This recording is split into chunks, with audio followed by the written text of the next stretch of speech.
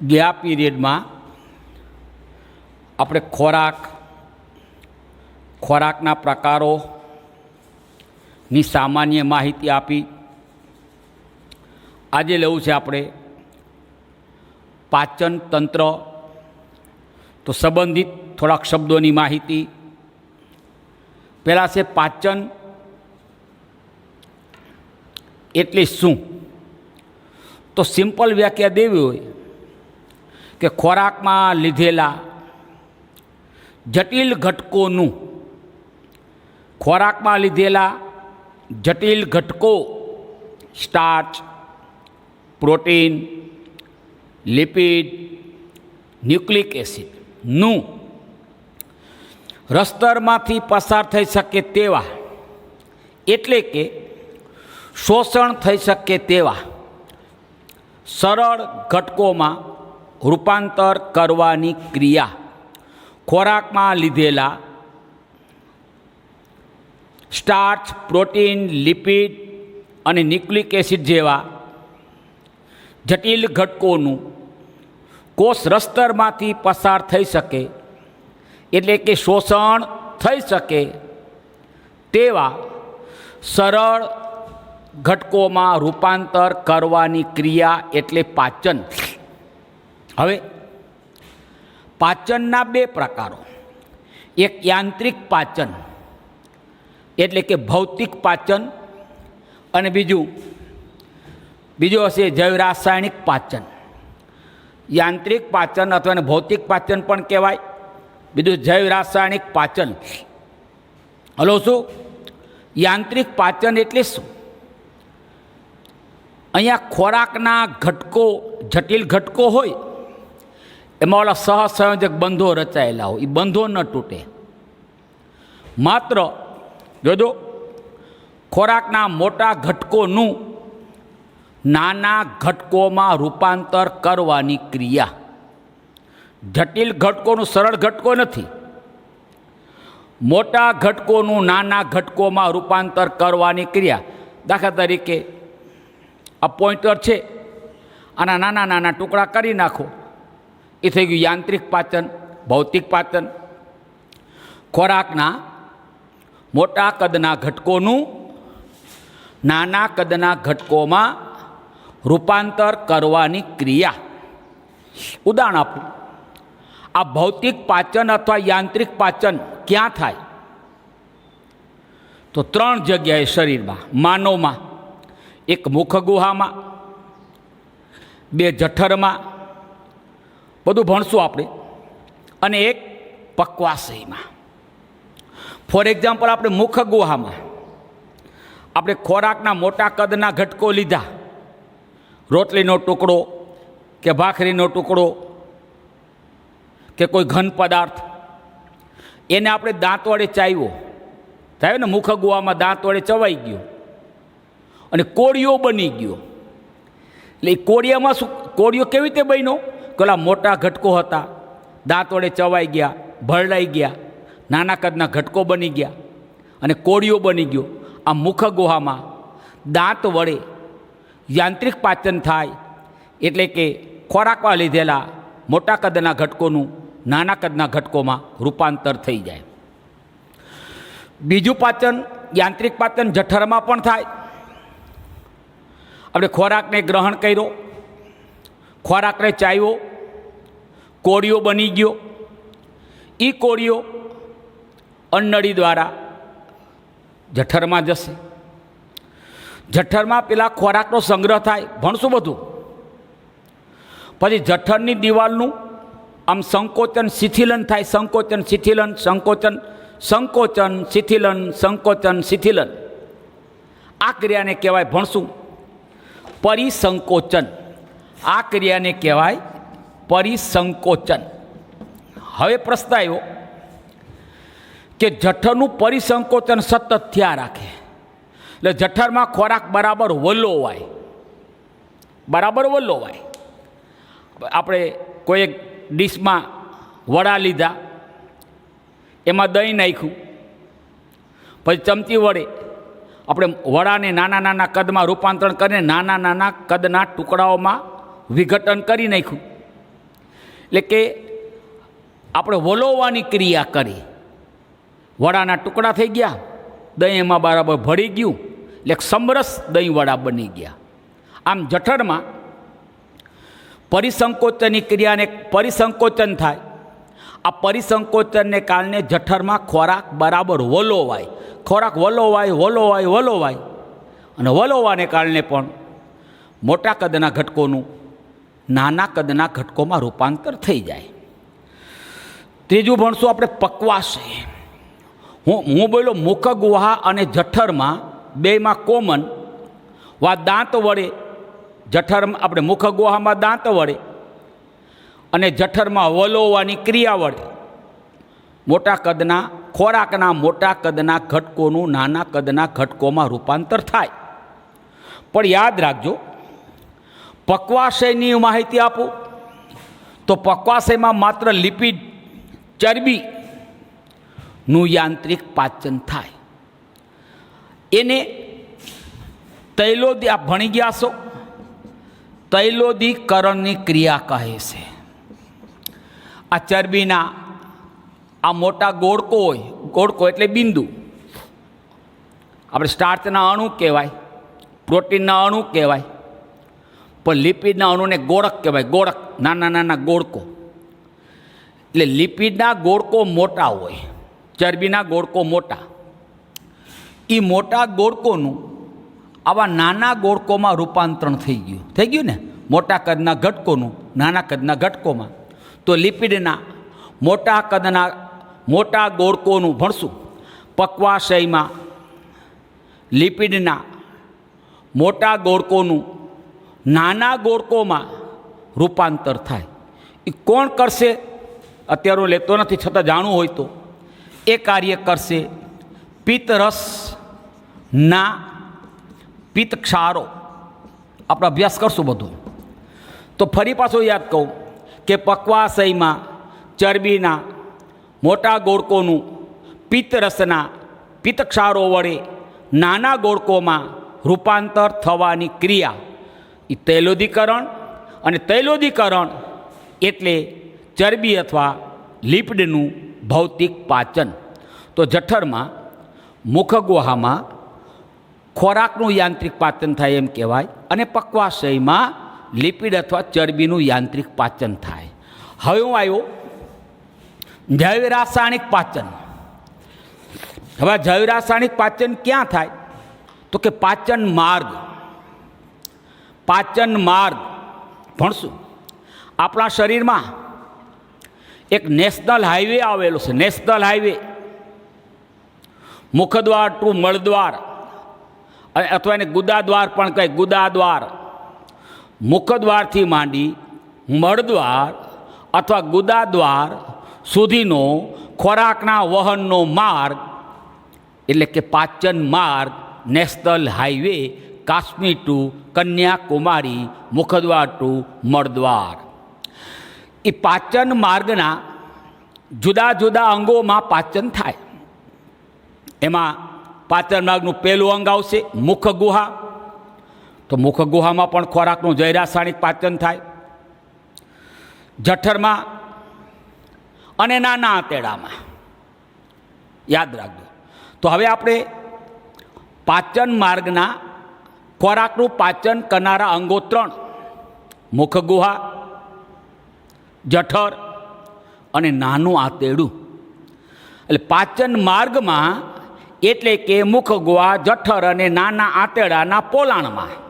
સાંભળજો, જટિલ કાર્બનિક ખોરાક, ખોરાકમાં લીધેલા જટિલ ઘટકો એટલે કે કાર્બોહાઈડ્રેટ એટલે સ્ટાર્ચ, પ્રોટીન, લિપિડ અને ન્યુક્લિક એસિડ આપણે ભણશું. સ્ટાર્ચ પોલિમર, પ્રોટીન પણ પોલિમર, ન્યુક્લિક એસિડ એ પોલિમર છે.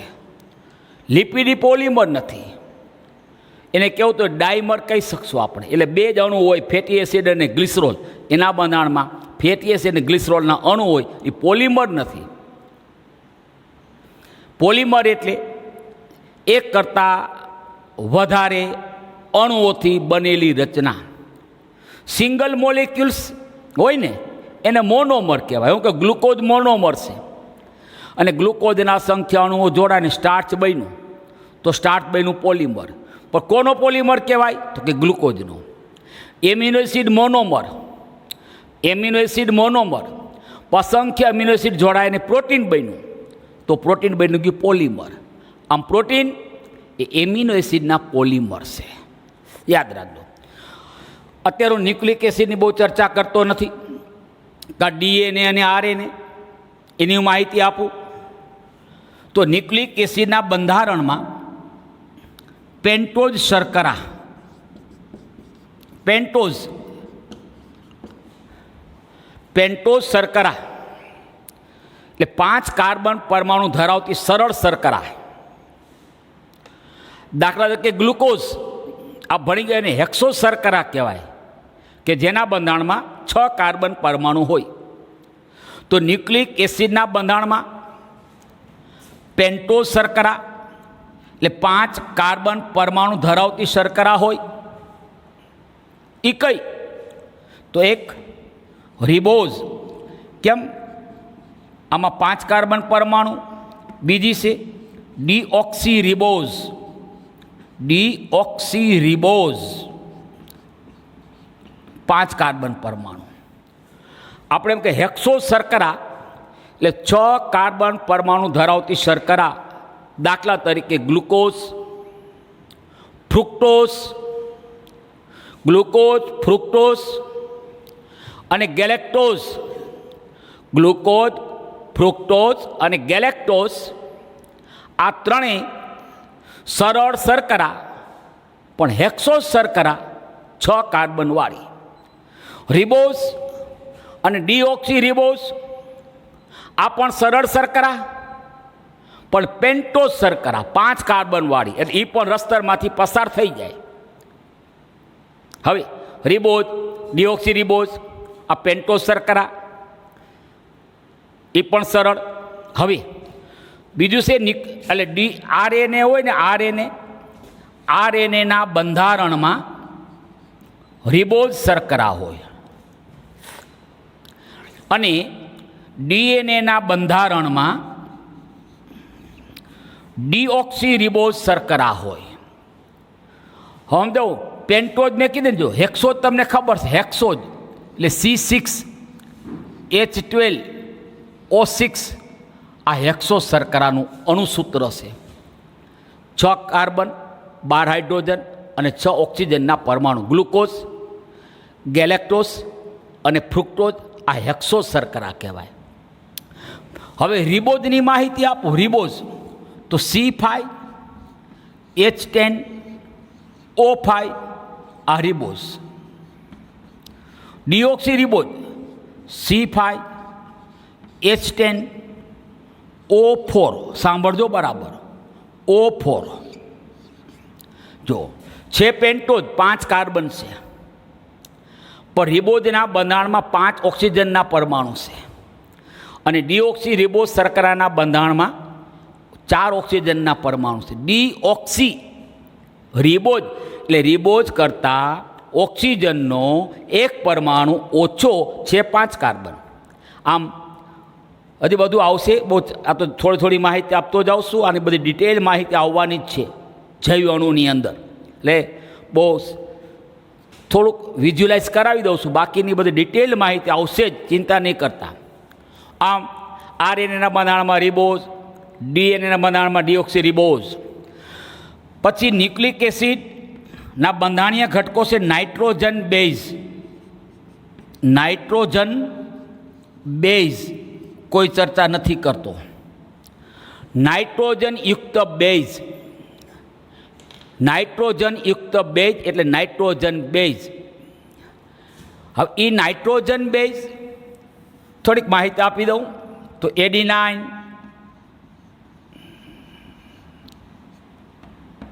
ગ્વાનિન, સાઇટોસિન, યુરેસિલ અને થાઇમિન આમ ન્યુક્લિક એસિડના બંધારણમાં આ 5 પ્રકારના nitrogen base adenine, guanine, cytosine, uracil ને થાઇમિન. એમાં એડિનાઇનને એ દ્વારા, ગ્વાનિનને જી દ્વારા, સાઇટોસિનને સી દ્વારા, યુરેસિલને યુ દ્વારા, થાઇમિનને ટી દ્વારા દર્શાવવામાં આવે છે. એ 5 નાઇટ્રોજન બેઝ છે. એમાં આરએનએના બંધારણમાં એડિનાઇન, ગ્વાનિન, સાઇટોસિન અને યુરેસિલ, અને આરએનએના બંધારણમાં એડિનાઇન, ગ્વાનિન, સાઇટોસિન અને થાઇમિન. સાંભળો, આરએનએના બંધારણમાં રિબોઝ પેન્ટોઝ શર્કરા, એડિનાઇન, ગ્વાનિન, સાઇટોસિન, યુરેસિલ નામના 4 પ્રકારના નાઇટ્રોજન બેઝ. ડીએનએના બંધારણમાં ડીઓક્સીરિબોઝ શર્કરા, એડિનાઇન, ગ્વાનિન, સાઇટોસિન, થાઇમિન 4 પ્રકારના. ખબર પડી ગઈ કે આમાં એડિનાઇન, ગ્વાનિન, સાઇટોસિન આ 3 પ્રકારના બેઝ બંનેમાં સામાન્ય છે. ડીએનએમાં થાઇમિન હોય અને આરએનએમાં થાઇમિનની જગ્યાએ યુરેસિલ હોય, અને ડીએનએમાં યુરેસિલની જગ્યાએ થાઇમિન હોય. રેડી? અને ત્રીજો ઘટક છે ફોસ્ફેટ. આમ ન્યુક્લિક એસિડના બંધારણીય ઘટકો 3 હું, તું ને રતનીઓ, એટલે કે આરએન એટલે કે પેન્ટોઝ શર્કરા 1, નાઇટ્રોજન બેઝ 2 અને ફોસ્ફેટ. અચ્છા, હવે આરએનએ હોય તો રિબોઝ પેન્ટોઝ શર્કરા, એડિનાઇન, ગ્વાનિન, સાઇટોસિન, યુરેસિલ પ્રકારનો નાઇટ્રોજન બેઝ અને ફોસ્ફેટ.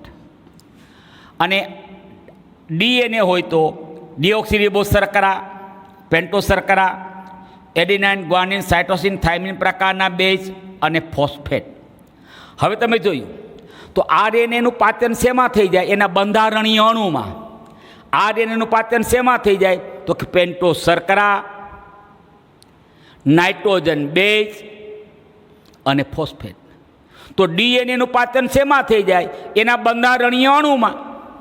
તો ડીએનએનું પાચન શેમાંથી જોજો? તો કે ડીઓક્સીરિબોઝ શર્કરા, એજીસીટી પ્રકારના નાઇટ્રોજન બેઝ અને ફોસ્ફેટ. આમ રિબોઝ, ડીઓક્સીરિબોઝ શર્કરા, નાઇટ્રોજન બેઝ, ફોસ્ફેટ આ બંધારણીય અણુઓ છે. અને એટલા માટે ન્યુક્લિક એસિડનું પાચન એ પેન્ટોઝ, કોમન કેવું હોય તો ન્યુક્લિક એસિડનું પાચન પેન્ટોઝ શર્કરા, નાઇટ્રોજન બેઝ અને ફોસ્ફેટમાં થઈ જાય. અચ્છા, હવે carbohydrate polymer, protein polymer, nucleic acid પણ પોલિમર છે. કાર્બોહાઈડ્રેટનું પાચન ગ્લુકોઝમાં, ગ્લુકોઝ, ફ્રુક્ટોઝ અને ગેલેક્ટોઝ ભણશું. ગ્લુકોઝ, ફ્રુક્ટોઝ અને ગેલેક્ટોઝ માં થઈ જાય. ભણશું બધું. પ્રોટીનનું પાચન એમિનો એસિડમાં, લિપિડનું પાચન ફેટી એસિડ અને ગ્લિસરોલમાં, ન્યુક્લિક એસિડનું પાચન પેન્ટોઝ શર્કરા, નાઇટ્રોજન બેઝ અને ફોસ્ફેટમાં. હવે લઉં છું જૈવ રાસાયણિક પાચન. સાંભળજો બરાબર. ખોરાકના જટિલ કાર્બનિક ઘટકો જેવા કે કાર્બોહાઈડ્રેટ, પ્રોટીન, લિપિડ, ન્યુક્લિક એસિડનું પાચન માર્ગમાં પાચક ઉત્સેચકોની મદદ વડે, કારણ પ્રત્યેક જૈવ રાસાયણિક ક્રિયા ઉત્સેચક વડે થાય.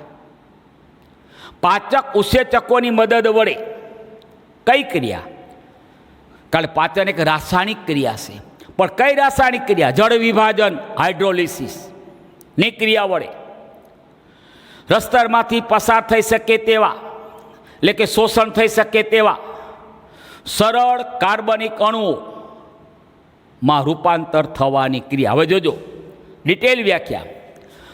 ખોરાકના જટિલ કાર્બનિક ઘટકો જેવા કે કાર્બોહાઈડ્રેટ, પ્રોટીન, લિપિડ, ન્યુક્લિક એસિડનું પાચન માર્ગમાં પાચક ઉત્સેચકોની મદદ વડે જળ વિભાજનની ક્રિયા દ્વારા શોષી શકાય તેવા, એટલે કે રસ્તરમાંથી પસાર થઈ શકે તેવા સરળ કાર્બનિક અણુઓ જેવા કે અનુક્રમે glucose, fructose, galactose amino acid, fatty acid glycerol, pentose શર્કરા, નાઇટ્રોજન બેઝ અને ફોસ્ફેટમાં રૂપાંતર થવાની ક્રિયા. ટૂંકમાં એ જટિલના જે અણુ હતા ને, જટિલ કાર્બનિકના, એના બંધારણીય અણુઓમાં રૂપાંતર થઈ ગયું. આ મેં વ્યાખ્યા આપી જૈવ રાસાયણિક પાચન. હવે યાદ રહ્યું બરાબર શું બોલ્યો? એ કાર્બોહાઈડ્રેટનું પાચન ગ્લુકોઝ, ફ્રુક્ટોઝ, ગેલેક્ટોઝમાં, પ્રોટીનનું પાચન એમિનો એસિડમાં, લિપિડનું પાચન ફેટી એસિડ ગ્લિસરોલમાં, ન્યુક્લિક એસિડનું પાચન પેન્ટોઝ શર્કરા, નાઇટ્રોજન બેઝ અને ફોસ્ફેટમાં થાય.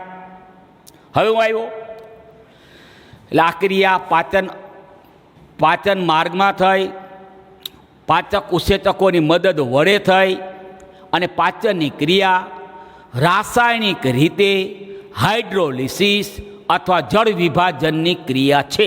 હવે હું આવ્યો પાચન અંગો. તો ખોરાક અંતઃગ્રહણ, ખોરાક અંતઃગ્રહણ કરનાર અંગ તો કે મુખ, ખોરાકનું વહન, ખોરાકનું પાચન અને પાચિત ખોરાક એટલે કયું? આ glucose, fructose, galactose, amino acid, fatty acid, glycerol, pentose શર્કરા, નાઇટ્રોજન બેઝ, ફોસ્ફેટનું રુધિર દ્વારા શોષણ થઈ જાય. પાચન અંતે તૈયાર થયેલા સરળ કાર્બનિક આ બધા અણુઓનું રુધિર દ્વારા થતું શોષણ એને કહેવાય અભિશોષણ. તો ખોરાક અંતઃગ્રહણ કર્યો, પછી ખોરાકનું વહન થયું, ખોરાકનું પાચન થઈ ગયું. આવા સરળ પાચિત અણુઓનું નિર્માણ થઈ ગયું.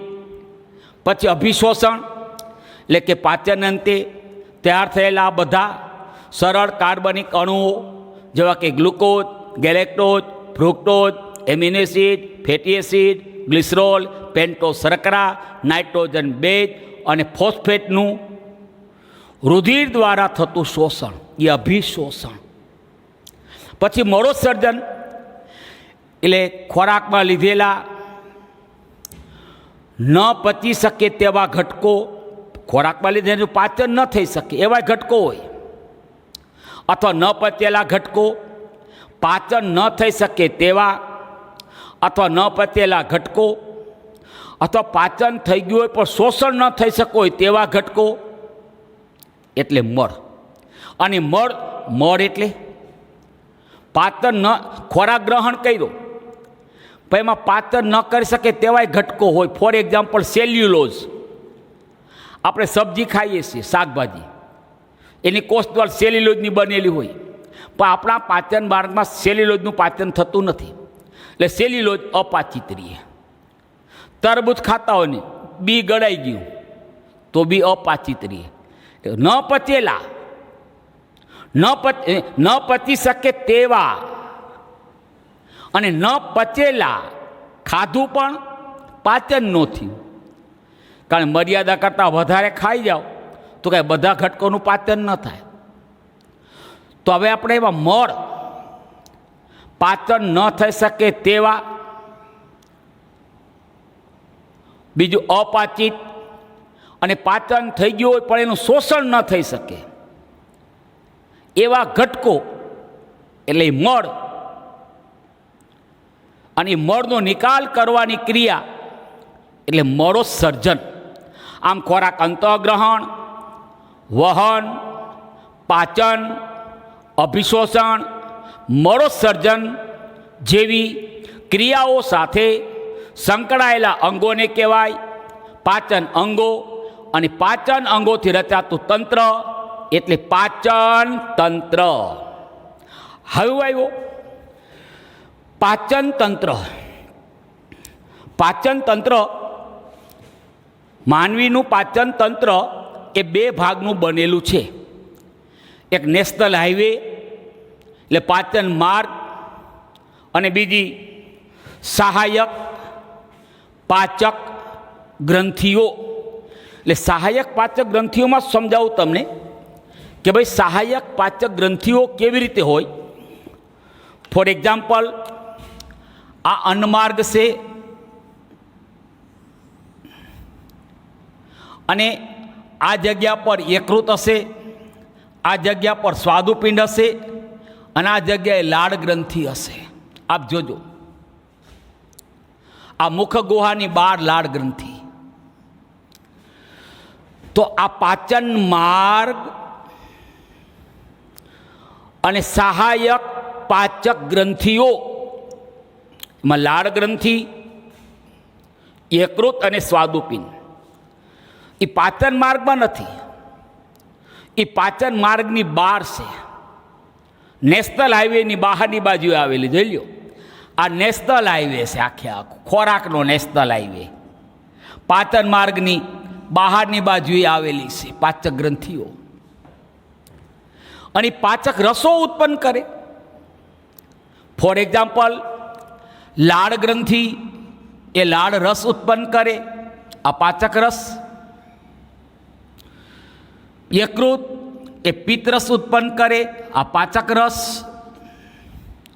સ્વાદુપિંડ એ સ્વાદુરસ ઉત્પન્ન કરે. તો પાચન માર્ગની બહારની બાજુ આવેલી પાચક રસો ઉત્પન્ન કરતી. સમજાવું. હવે પાચક રસોની અંદર ઓલા ખોરાકનું પાચન કરનારા ઉત્સેચકો હોય. પણ સમજાવીશ, આ પિત્તરસ એક એવો છે કે જેમાં એક પણ પાઉં નથી. પિત્તરસ એ પાચક ઉત્સેચકો વિનાનો છે. લાળ રસમાં પાચક ઉત્સેચક છે, સ્વાદુરસમાં પાચક ઉત્સેચકો છે, પણ એક પિત્તરસમાં નથી. તો ફરી લાળ ગ્રંથિ, સોરી આપણે સહાયક પાચક ગ્રંથિઓ, તો કે પાચન માર્ગની બહારની બાજુ આવેલી. અચ્છા, હવે પાચક રસો ઉત્પન્ન કર્યા. એ પાચક રસો આપણે ભણશું અન્નમાર્ગમાં ઠલવાય, પોતાની નળીઓ દ્વારા અન્નમાર્ગમાં ઠાલવે અને પાચક રસોની વડે ખોરાકનું પાચન થાય. તો અન્નમાર્ગની બહારની બાજુ આવેલી પાચક રસો ઉત્પન્ન કરતી અને પાચનની ક્રિયામાં મદદ કરતી, સહાય કરે ને, કારણ અન્નમાર્ગમાં પાચક રસો ઠલવાય છે. પાચન માર્ગની બહારની બાજુએ આવેલી પાચક રસો ઉત્પન્ન કરતી અને પાચનની ક્રિયામાં સહાય કરતી, મદદ કરતી ગ્રંથિઓ એટલે સહાયક પાચક ગ્રંથિઓ, એસેસરી ડાયજેસ્ટિવ ગ્લેન્ડ. કઈ કઈ? તો કે લાળ ગ્રંથિ, ત્રણ જોડ લાળ ગ્રંથિ, એક યકૃત અને એક સ્વાદુપિંડ. આમ પાચન માર્ગ અને સહાયક પાચક ગ્રંથિઓથી રચાતા તંત્રને કહેવાય પાચન તંત્ર. લઈએ માનવીનું પાચન તંત્ર. આપણે હમણાં ભણ્યા કે ભાઈ પાચન માર્ગ અને સહાયક પાચક ગ્રંથિઓથી રચાતું તંત્ર. તો એમાં પાચન તંત્રમાં એક પાચન માર્ગ, બે સહાયક પાચક ગ્રંથિઓ. પહેલાં લઉં છું પાચન માર્ગ. આપણે દરેક અંગો ભણશું પણ સમજી લઈએ વન બાય વન. એક મુખ એટલે મુખ દ્વાર. તો મુખ શેમાં ખુલે? તો કે મુખ ગુહામાં. બે જડબા વચ્ચેનું પોલાણ એ મુખ ગુહા. અને મુખ ગુહામાં શું આવેલું હોય? તો કે દાંત કહેવાય 32, પણ પુખ્ત માનવીમાં હોય 28. ડાપણ દાઢ 4 ન હોય તો એ કઢાવવી પડે છે.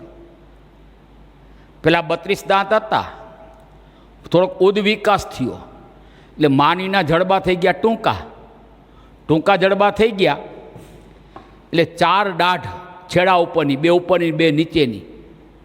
આ 4 દાઢ હોતી નથી માનવીમાં, હોય તો કઢાવવી પડે છે. કહેવાય 32, હોય 28 દાંત. અને ઐચ્છિક સ્નાયુ ભણશું આપણે. ઐચ્છિક સ્નાયુની બનેલી જીભ, 32 દાંત, જીભ એ મુખ ગુહાના પોલાણમાં. મુખ ગુહા શેમાં ખુલે? તો કે કંઠનળી, ગળામાં આવેલી કંઠનળી. ધ્યાન આપજો. કંઠનળી લગભગ 12.25 એટલે 12 થી 15 સેન્ટીમીટર લાંબી, 12 થી 15 સેન્ટીમીટર. અને કંઠનળી ભણશું આપણે વ્યવસ્થિત બધું. એ ખોરાક અને હવાના વહનનો સામાન્ય માર્ગ છે. કંઠનળીના 3 વિસ્તાર છે. ખોરાક અને હવાના વહનનો સામાન્ય માર્ગ એ કંઠનળી.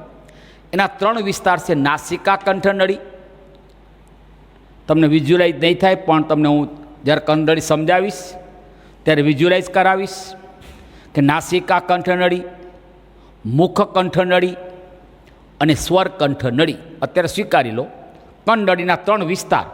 શરૂઆતનો વિસ્તાર નાસિકા કંઠનળી, છેલ્લો વિસ્તાર સ્વર કંઠનળી અને કંઠનળીનો વચ્ચેનો વિસ્તાર એ મુખ કંઠનળી. આપણે એવા કંઠનળી એ અન્નળીમાં ખુલે ભણશું આપણે. અન્નળી ગરદન પ્રદેશમાંથી પસાર થાય, આપણા ઉરસ પ્રદેશ કહે, ઉરસ. આનાથી ઉદર, ઉરસ અને અંદરની બાજુએ ગુહા હોય તો અંદરની ઉરસ ગુહા પોલાણ હોય ને, ઉરસ ગુહા કે જેમાં હૃદય ને ફેફસા આવેલા હોય, અને ઉદર ગુહા એમાં બાકીના બધા અંગો, એટલે ભાઈ જઠર ને યકૃત ને સ્વાદુપિંડ ને નાનું આંતરડું ને મોટું આંતરડું ને મૂત્રપિંડ ને માદા હોય તો અંડપિંડ, આ બધા ઉદર ગુહામાં હોય. પણ આપણી ઉરસ ગુહા અને ઉદર ગુહા તમે ભણી ગયા હશો, એક પડદા વડે જુદી પડે છે, ઉરોદર પટલ. ઉરસ ગુહા અને ઉદર ગુહાને જુદો પાડતો ઘુમ્મટ આકારનો ઉરોદર પટલ આવેલો છે. આથી આપણી ઉરસ ગુહા એ હવા ચુસ્ત હોય, હવા ચુસ્ત. ધ્યાન આપજો. હવે હું આવ્યો એ અન્નળી ઉરસમાંથી, આપણે ગરદનમાંથી પસાર થઈ, ઉરસમાંથી પસાર થઈ, પછી ઓલા ઉરોદર પટલમાંથી પસાર થાય અને ઉદર ગુહામાં આવેલા જઠરમાં ખુલે. કારણ જઠર ઉદર ગુહામાં છે. જઠર તમારી ટેક્સ્ટબુકમાં જઠરના 3 ભાગ આપ્યા છે: ઉપરી જઠર, હૃદયગામી જઠર અને ની જઠર. પણ ખરેખર જઠરના 4 ભાગ છે: ઉપરી જઠર ભણશું આપણે, હૃદયગામી જઠર, દેહ અને ની જઠર. જઠર એક કોથળી જેવું અંગ અને એમાં 4 ભાગ છે. નાનું આંતરડું, નાનું આંતરડું લગભગ 6.25 મીટર લાંબુ છે. નાનું આંતરડું 6.25 મીટર લાંબુ. એના 3 ભાગ: પક્વાશય એ 20 એટલે નાના આંતરડાનો શરૂઆતનો ભાગ, પક્વાશય જે 20 થી 25 સેન્ટીમીટર લાંબો હોય. પક્વાશય પછીના નાના આંતરડાના ભાગને કહેવાય મધ્યાંત્ર. મધ્યાંત્ર જે લગભગ 2.5 મીટર લાંબુ હોય. અને મધ્યાંત્ર પછીનો નાના આંતરડાના છેલ્લા ભાગને કહેવાય શેષાંત્ર, જે સૌથી લાંબુ 3.5 મીટર લાંબુ છે. હવે હું આવ્યો ત્યાર પછી મોટું આંતરડું, આ લગભગ 1.5 મીટર લાંબુ છે. 1.5 મીટર. આમ મોટું નથી, આમ મોટું છે. લંબાઈમાં મોટું નથી પણ પહોળાઈ વધારે છે. પહોળાઈ નાના આંતરડા કરતાં મોટા આંતરડાની પહોળાઈ વધુ છે, તો નામ આપ્યું મોટું આંતરડું. મોટા આંતરડાની શરૂઆત ભણશું આપણે અંધ્યાંત્રથી થાય. આપણે બધું ભણશું. આ અંધ્યાંત્ર એક ફૂલેલી કોથળી જેવી રચના જે 6 સેન્ટીમીટર લાંબુ હોય. અને અંધ્યાંત્રમાંથી દાખલા તરીકે અંધ્યાંત્ર હોય આ રીતે, આ અંધ્યાંત્ર છે. અંધ્યાંત્રમાંથી આવો એક આંગળી જેવો પ્રવર્ધ નીકળે જેને કહેવાય આંત્રપુચ્છ, કે જેને આપણે એપેન્ડિક્સ કહીએ છીએ. એ એપેન્ડિક્સ એટલે આંત્રપુચ્છ એ આપણું અવશિષ્ટ અંગ છે. અવશિષ્ટ અંગ પાચનમાં કે શોષણમાં કોઈ કામ કરતું નથી, એને અવશિષ્ટ અંગ કહેવાય. એટલે પૂર્વજોમાં કાર્યરત હોય, જે અંગો એના પૂર્વજોમાં કાર્યરત હોય અને પૂર્વજોમાંથી ઉત્પન્ન થયેલા પ્રાણીઓમાં એ અંગ કોઈ કાર્ય કરતું ન હોય તો આવા અંગને કહેવાય અવશિષ્ટ અંગ. તેમાંથી અંધ્યાંત્રમાંથી 8 સેન્ટીમીટર લાંબુ આંગળી જેવો એક પ્રવર્ધ ઉત્પન્ન થાય, જેને આંત્રપુચ્છ કહે છે. પછી આપણે એવા કોલોન. હવે મોટા આંતરડાનો મોટો ભાગ એ કોલોનનો બન્યો, ભણશું આપણે. આ અંધ્યાંત્રથી અહીંયા અંધ્યાંત્ર આવ્યું, આ કોલોન આપણે આંત્રપુચ્છ આવ્યું, પછી આ કોલોન આ ભાગ ઉપર ગયો, આમ ફરી આ ભાગ આડો ગયો, ફરી આ ભાગ નીચે ઉતરો અને આ ભાગ આમ ગયો, એ શાખાનો બનશે. જો આમ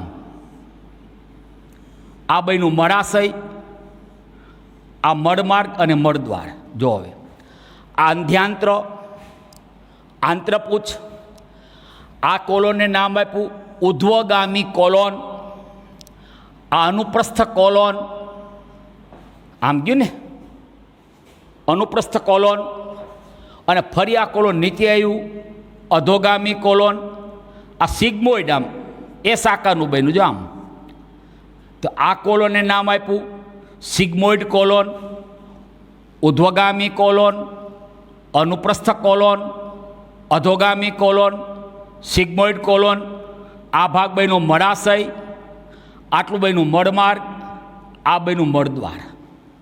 જોજો બરાબર. તો અંધ્યાંત્ર, ઓલું શેષાંત્ર હતું ને, શેષાંત્ર આપણે ભણશું, એ શેષાંત્ર હતું, એ અંધ્યાંત્રમાં ખુલી જાય. તો અંધ્યાંત્ર પછી નામ આપ્યું ઉધ્વગામી કોલોન, અનુપ્રસ્થ કોલોન, અધોગામી કોલોન, સિગ્મોઇડ કોલોન એ શાખાનું, મળાશય, મળમાર્ગ અને મળદ્વાર. આ માહિતી આપી મોટું આંતરડું અને મળાશય, મળમાર્ગ અને મળદ્વાર. હવે હું આવું છું સહાયક પાચક ગ્રંથિઓ. સહાયક પાચક ગ્રંથિઓની માહિતી આપું તો સહાયક પાચક ગ્રંથિઓ 3 છે. એક લાળ ગ્રંથિ પર 3 જોડ એટલે 6, બીજી યકૃત, ત્રીજી સ્વાદુપિંડ. યકૃત ઉત્પન્ન કરે પિત્તરસ નામનો પાચક રસ, સ્વાદુપિંડ ઉત્પન્ન કરે સ્વાદુરસ નામનો પાચક રસ, અને લાળ ગ્રંથિઓ ઉત્પન્ન કરે લાળ રસ નામનો પાચક રસ. 3 જોડ છે, એમાં એક જોડ ઉપકર્ણ ગ્રંથિ, બધું ભણશું એનું સ્થાન. એક જોડ અધો જીહવા ગ્રંથિ, એક જોડ અધોહનુ ગ્રંથિ. હવે ધ્યાન આપજો, મુખ ગુહામાં નથી, મુખ ગુહાની બહારની બાજુ દિવાલમાં, મુખ ગુહાની દિવાલમાં હોય, અંદરની બાજુએ. તો ઉપકર્ણ ગ્રંથિ નો લાળ રસ સ્ટેનન્સ નલિકા, લાળ ઉપકર્ણ ગ્રંથિમાંથી લાળ રસનું વહન કરતી નળી ને નામ આપ્યું સ્ટેનન્સ નળી. એના દ્વારા લાળ રસ મુખ ગુહામાં આવે. પણ એ નળી સ્ટેનન્સ નળી ખુલે ક્યાં? તો આપણે ભણશું. છેલ્લી આપણી 3 દાઢ બતરી હોય તો એમાં બીજી દાઢ પાસે ખુલે. આ સ્ટેનન્સ નળી બીજી દાઢ પાસે મુખ ગુહામાં ખુલે. આમ ઉપકર્ણ ગ્રંથિ દ્વારા ઉત્પન્ન થયેલો લાળ રસ સ્ટેનન્સ નલિકા દ્વારા મુખ ગુહામાં બીજી દાઢ પાસે ઠલવાય. હું આવ્યો અધો જીહવા ગ્રંથિ. એ રેવિનસ નળી અથવા બાર્થોલિન નળી દ્વારા મુખ ગુહાના તળિયામાં ખુલે. એટલે અધો જીહવા નામની લાળ ગ્રંથિ દ્વારા ઉત્પન્ન થયેલો લાળ રસ એ બાર્થોલિન નળી અથવા રેવિનસ નળી દ્વારા મુખ ગુહાના તળિયામાં ખુલે તો લાળ રસ મુખ ગુહામાં આવી ગયો. ત્રીજી ગ્રંથિ છે અધોહનનો ગ્રંથિ, આ અધોહનનો ગ્રંથિ ધ્યાન આપજો, હોલ્ટન્સ નળી દ્વારા બીજો છેદક ભણશું આપણે આગળના જે દાંત હોય ને છેદક દાંત કહેવાય, એ બીજા છેદક પાસે ખુલ, એ બધી માહિતી આવશે. હવે આ એટલા માટે થોડુંક તમને હું ટેક્સ્ટબુક કરતાં વધારાનું પણ આપું છું, કારણ કે આ MCQ તરીકે પૂછાઈ ગયેલા પ્રશ્નો છે કે ઉપકરણ આપણે એમ કે સ્ટેનન્સ નળી દ્વારા કઈ ગ્રંથિ ખુલે, બાર્થોલિન્સ નળી દ્વારા કઈ ગ્રંથિ ખુલે,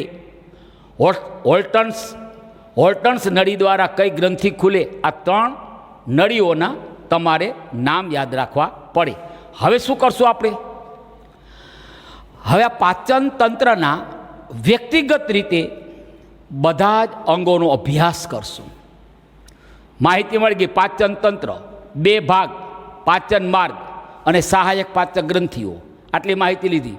પાચનમાં 1 મુખ એટલે મુખ દ્વાર, 2 મુખ ગુહા, 3 કંઠ નળી, 4 અન્નળી, 5 જઠર, 6 નાનું આંતરડું, 7 મોટું આંતરડું. નાના આંતરડાના 3 ભાગ, પક્વાશય, મધ્યાંત્ર, શેષાંત્ર. મોટા આંતરડામાં અંધ્યાંત્ર, કોલોનના 4 ભાગ, ઉધ્વગામી કોલોન, અનુપ્રસ્થ કોલોન, અધોગામી કોલોન, સિગ્મોઇડ કોલોન, મળાશય, મળમાર્ગ અને મળદ્વાર. અને ગ્રંથિઓમાં લાળ ગ્રંથિ, યકૃત, સ્વાદુપિંડ અને આ 3 ગ્રંથિઓની નલિકાઓ યાદ રાખવાની. 3 ગ્રંથિઓની નલિકાના નામ યાદ રાખવાના: સ્ટેનન્સ, રેવિનસ અથવા તો બાર્થોલિન અને હોટ્સન. હવે આપણે વ્યક્તિગત રીતે ભણશું.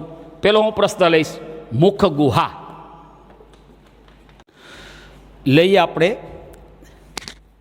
પાચન માર્ગનું પહેલું અંગ મુખ ગુહા. એટલે મુખદ્વાર એ મુખ ગુહામાં ખુલે. આમ તો કહી શકાય કે ભાઈ 2 જડબા વચ્ચેનું પોલાણ, આ રહ્યું આપણું નીચલું જડબું, આ ઉપલું જડબું, આમાં 2 જડબા વચ્ચેનું પોલાણ એટલે મુખ ગુહા. હવે તમે જો મુખ ગુહાની ફરતે શું આવેલું છે, તો મુખ ગુહા આ જડબાના અસ્થિ કહેવાય. જો આ જડબાના, ઉપલા જડબાના, નીચલા જડબાના અસ્થિ, નામ આપ્યું આપણે એને હનુ. હનુ એટલે જડબું, હનુય અસ્થિ એટલે જડબાના અસ્થિ અને દાંત. કારણ કે પોલાણની ફરતે ઉપર નીચે દાંત અને જડબાના અસ્થિ આવ્યા. 2 જડબા વચ્ચેનું પોલાણ મુખ ગુહા. આ મુખ ગુહા એ હનુય અસ્થિ અને દાંતો વડે ઘેરાયેલી ગુહા છે. હવે મુખ ગુહાનું પોલાણ હોય, એક પેટી હોય, પેટી તેલનો ડબ્બો, એ સમજી લો વચ્ચે પોલો છે એની. હવે એ મુખ ગુહાની દરેક બાજુ એટલે ડબ્બાની દરેક બાજુ કોણ બનાવે? સમજાવું. છત. ઉપરનો ભાગ છત થયું ને. આમ હું ઊભો, દાખલા તરીકે અમારું સ્ટેજ છે, એ છે તળિયું થયું અને આ છત અને આ પોલાણ થયું. તો મુખ ગુહાની છત એ તાળવાની બનેલી. ને જો આ તાળું આવી ગયું, આ ભાગ તાળું કહેવાય. આમ તાળું એ મુખ ગુહાની છત બનાવે. પાછું તાળું 2 પ્રકારનું જોજો. આ જોજો, આગળનું તાળું હોય એ સખત હોય અને પાછળનું તાળું હોય એ નરમ હોય. તાળું એ મુખ ગુહાની છત બનાવે. આગળનું તાળું છે એ સખત અને પાછળનું તાળું એટલે પશ્વ બાજુ, પશ્વ એટલે પાછળનું, પાછળનું તાળું એ નરમ, આગળનું તાળું એ સખત. હવે તળિયામાં શું આવ્યું? તો મુખ ગુહાના તળિયામાં જીભ. હવે જીભ સાંભળજો બરાબર, એનો અગ્ર છેડો છૂટો, પણ જીભ પશ્વ બાજુએ જોડાયેલી છે. એમાં જડબાનું એક અસ્થિ છે, દ્વિત અસ્થિ. જીભ એ પશ્વ બાજુએ જડબાનું અસ્થિ દ્વિત અસ્થિ સાથે જોડાયેલી. અચ્છા, હવે બરાબર જોજો, જીભનો મધ્ય ભાગ આંજાય જગ્યાએ, જીભનો મધ્ય ભાગ એટલે જીભ પોતાના મધ્ય ભાગથી એ મુખગુહાનો તલ પ્રદેશ, મુખગુહાનું તળિયું સાથે જોડાયેલી. પણ કોના દ્વારા? ફ્રેનુલમ. ફ્રેનુલમ. તો તળિયું, મુખગુહાનું તળિયું છે એ જીભ બનાવે, છત છે એ તાળું બનાવે, જીભ પશ્વ બાજુ જડબાનું અસ્થિ દ્વિત અસ્થિ સાથે જોડાયેલી, અને જીભ મધ્યમાંથી ફ્રેનુલમ, એક સંયોજક રચના થઈ, સંયોજક રચના ફ્રેનુલમ દ્વારા એ મુખગુહાના તલ એટલે મુખગુહાના તળિયા સાથે જોડાયેલી. હવે માહિતી મળી ગઈ કે ભાઈ છત તો કે તાળું, તળિયું તો કે જીભ. મુખગુહાનો અગ્રભાગ કોણ બનાવે? તો કે ઓષ્ઠ. ઓષ્ઠ સ્નાયુના બનેલા, ગળીમય રચના. સ્નાયુલ ગળીમય રચના એટલે મુખગુહાનો અગ્રભાગ એ ઓષ્ઠ બનાવે, એટલે ઓષ્ઠ મુખગુહાનો અગ્રભાગ બનાવે. તાળું એ મુખગુહાની છત બનાવે, જીભ એ મુખગુહાનું તળિયું બનાવે. ઓષ્ઠ, ઓષ્ઠની બહારની સપાટી ત્વચા વડે આવૃત, બહારની સપાટી ત્વચા વડે આવૃત, અને ઓષ્ઠની અંદરની સપાટી એને કહે શ્લેષ્મ કલા. શ્લેષ્મ કલા. તો ઓષ્ઠ એટલે મુખગુહાનો અગ્રભાગ ઓષ્ઠ બનાવે, તેની અંદરની સપાટી શ્લેષ્મ કલાથી આવૃત, બહારની સપાટી ત્વચાથી આવૃત. મુખગુહાનો પાર્શ્વભાગ કોણ બનાવે? ગાલ. ગાલમાં પણ ઓષ્ઠની જેમ, તો ગાલની બહારની સપાટી ત્વચાથી આવૃત, અને ગાલની અંદરની સપાટીને કહેવાય શ્લેષ્મ કલા. એટલે ગાલમાં પણ એની બાહ્ય સપાટી ત્વચાથી આવૃત અને અંદરની સપાટી એ શ્લેષ્મ કલાથી આવૃત. હવે માહિતી મળી ગઈ. બે જડબા વચ્ચેનું પોલાણ મુખગુહા તે હનુઈ અસ્થિ અને દાંત વડે ઘેરાયેલ. તાળું મુખગુહાની છત બનાવે, જીભ મુખગુહાનું તળિયું બનાવે, ઓષ્ઠ મુખગુહાનો અગ્રભાગ બનાવે, અને ગાલ એ મુખગુહાનો પાર્શ્વ ભાગ. પાર્શ્વ એટલે સાઈડમાં આવેલું પાર્શ્વ, આપણા હાથ પાર્શ્વ બાજુએ કહેવાય, આ કાન અગ્ર બાજુએ કહેવાય પાર્શ્વ. સોરી, કાને પણ પાર્શ્વ બાજુ આવેલા. કાન શરીરની પાર્શ્વ એટલે બાજુમાં આવેલા હોય, પાર્શ્વ બાજુ, હાથ પાર્શ્વ બાજુ. આ મુખગુહાનો પાર્શ્વ ભાગ એ ગાલ બનાવે. હવે મારે માહિતી લેવી છે દાંતની રચના. લઈએ આપણે મુખગુહામાં આવેલા દાંતની માહિતી. તો પહેલો મુદ્દો, દાંતનો પ્રકાર કૂપદંતી. દાંતનો પ્રકાર છે કૂપદંતી. એનો ઇંગ્લિશ શબ્દ કહે થિકોડોન્ટ. થિકોડોન્ટ. કૂપદંતી એટલે થિકોડોન્ટ.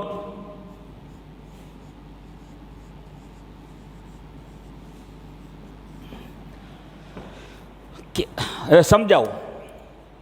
માનવી એટલે મોટાભાગના સસ્તન પ્રાણીઓની માહિતી આપું. બધા જ સસ્તન પ્રાણીઓમાં, અને ભણશો આપણે મીઠા પાણીની મગર, ક્રોકોડાઇલ. મીઠા પાણીની મગર ક્રોકોડાઇલ.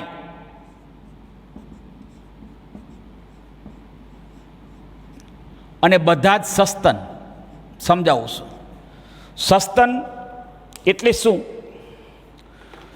પ્રાણીઓ આપણે કે પુષ્પ ઉત્પન્ન કરનારી વનસ્પતિ સપુષ્પ વનસ્પતિ, એમ આપણે આ બાજુને પૃષ્ઠ બાજુ કહેવાય.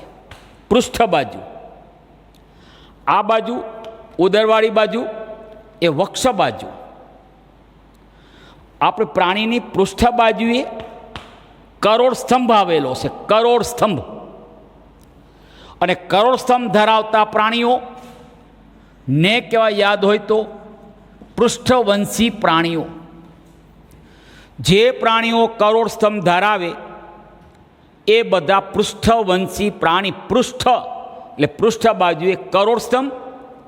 અને તમને ખબર છે કરોડ સ્તંભની અંદર કરોડ રજ્જુ આવેલું હોય.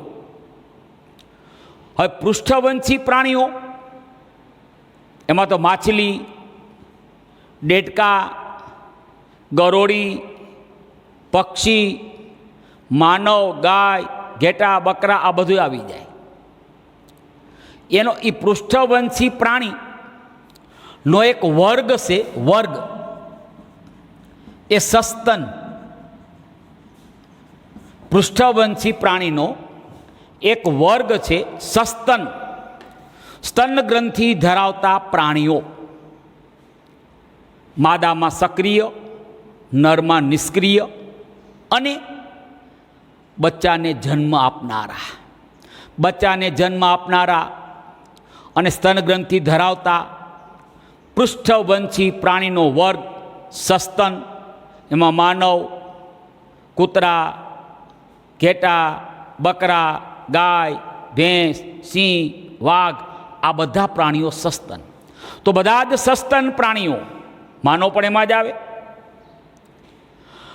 માં દાંતનો પ્રકાર છે કૂપદંતી. અને એક મગર, ક્રોકોડાઇલ, મીઠા પાણીની મગર. કૂપદંતી એટલે જડબા હોય, એ જડબા અસ્થિના બનેલા હોય. એ જડબાના અસ્થિમાં ખાડા હોય, એ ખાડામાં દાંત ખૂંપેલા હોય. ખાડામાં કૂપ, કૂપ એટલે ખાડો. તમારી ટેક્સ્ટબુકમાં બરાબર અભ્યાસ કરજો. Page number 259. એમાં ઉપરની બાજુએ તમને એક જડબું દોરેલું છે. એમાં જમણી બાજુએ તમને 8 ખાડા મૂકેલા છે. જડબાના ખાડા 8 હશે, સમજાવીશ.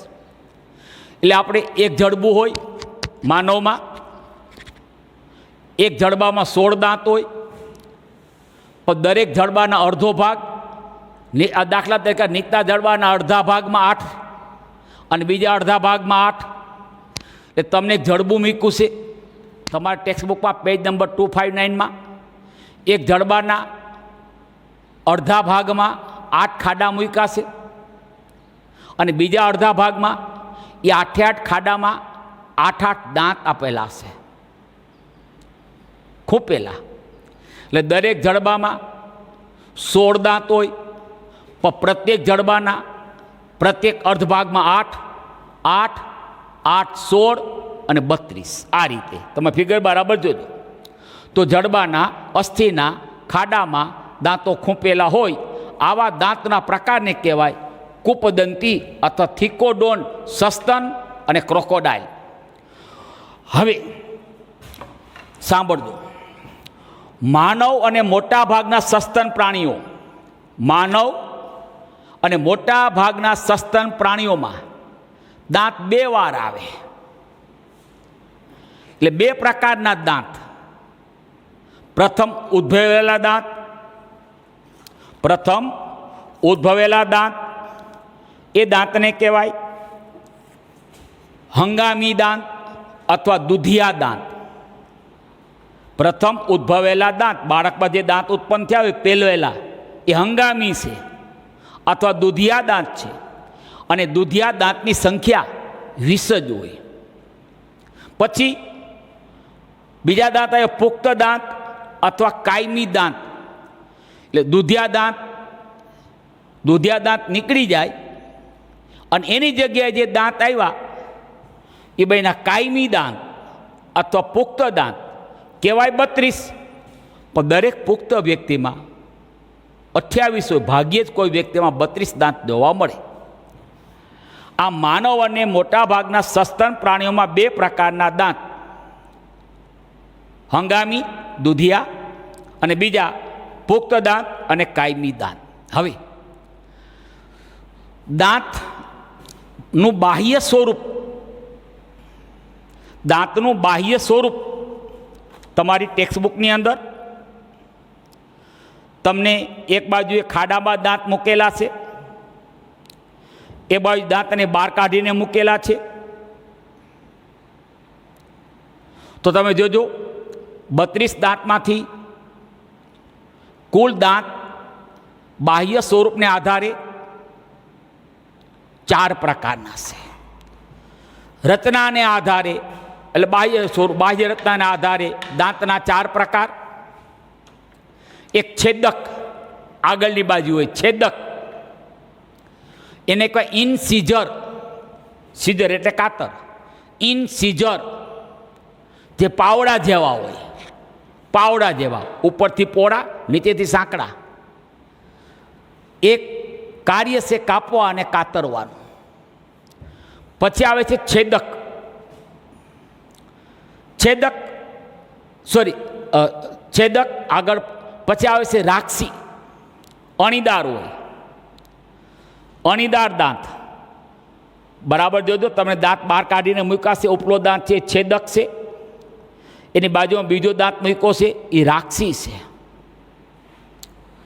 રાક્ષી અણીદાર હોય, અણીદાર. એને કૂતરીઓ દાંત કહે, કૂતરામાં હોય એ પ્રકારનો અણીવાળો. એને કહેવાય કેનાઇન. કેનાઇન અણીદાર, જે ફાડવાનું ચીરવાનું કાર્ય કરે. હવે અગ્રદાઢ અને દાઢ. શરૂઆતમાં 2 દાઢ હોય, એટલે કે આપણે રાક્ષી પછી અંદરની બાજુ 2 દાઢ, એ અગ્રદાઢ. અને પછી છેલ્લી દાઢ આવે એ દાઢ કહેવાય. અગ્રદાઢ અને દાઢ. અગ્રદાઢને કહે PM એટલે પ્રી મોલર, પ્રી મોલર. અને દાઢ એટલે M એટલે મોલર. આમ દરેક અર્ધ ભાગમાં દાંતની ગોઠવણી જોતા જાજો. 2 છેદક હોય અડધા ભાગમાં, એક રાક્ષી હોય, 2 અગ્રદાઢ હોય અને 3 દાઢ હોય. અડધા ભાગમાં 2 છેદક, 1 અગ્રદાઢ, 2 છેદક, 1 રાક્ષી, 2 અગ્રદાઢ અને 3 દાઢ. આમ અડધા ભાગમાંથી આ કુલ 8 દાંત.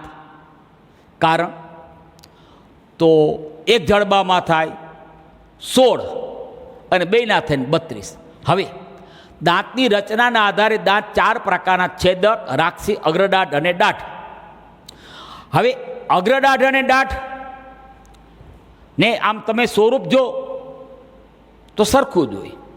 એની બહારની સપાટી પહોળી અને ખડબચડી હોય. અગ્રદાઢ અને દાઢની બહારની સપાટી પહોળી અને ખડબચડી, ઘંટીના 2 પડની જેમ ખડબચડા. અને એનું કાર્ય ચાવવાનું, દળવાનું, ભરડવાનું. છેદક પાવડા જેવા, કાપવાનું, કાતરવાનું. રાક્ષી અણીદાર, ફાડવાનું, ચીરવાનું. અગ્રદાઢ અને દાઢની સપાટી પોળી અને પાછી ખડબચડી હોય અને એનું કાર્ય છે ચાવવાનું, દળવાનું, ભરડવાનું. આમ 32 દાંત ખરા, પણ 4 પ્રકારના. એટલા માટે વિષમદંતી, સમદંતી નહીં. તો સમદંતી એટલે બધા દાંત રચનામાં સરખા. આ 4 પ્રકારના વિષમદંતી. હવે દંતસૂત્ર તમે બીજું પણ સમજાવું કે છેદક અને રાક્ષી આને કેવું હોય તો દાંત કહેવાય. અને એને એક જ મૂળ હોય, આમ એક ખીપો. છેદક અને રાક્ષી આ બેને એક જ મૂળ હોય કે જે મૂળ ખાડામાં રોપાયેલું હોય. જ્યારે દાઢ હોય ને, દાઢ, અગ્રદાઢ અને દાઢ આ પ્રકારના હોય. એના આવા 2 મૂળ હોય. જો 2 ખીપા. તમારા બાળપણમાં દાંત પડી ગયા હશે, યાદ કરો બાળપણને, વિઝ્યુલાઇઝ કરો. આગળના દાંત નીકળી ગયા હોય, છેદક અને આગળનો દાંત નીકળી ગયો હોય, છેદક અને રાક્ષી, એને એક ખીપો હોય, એક મૂળ હોય, એક મૂળ દ્વારા અસ્થિના ખાડામાં ખૂંપેલ.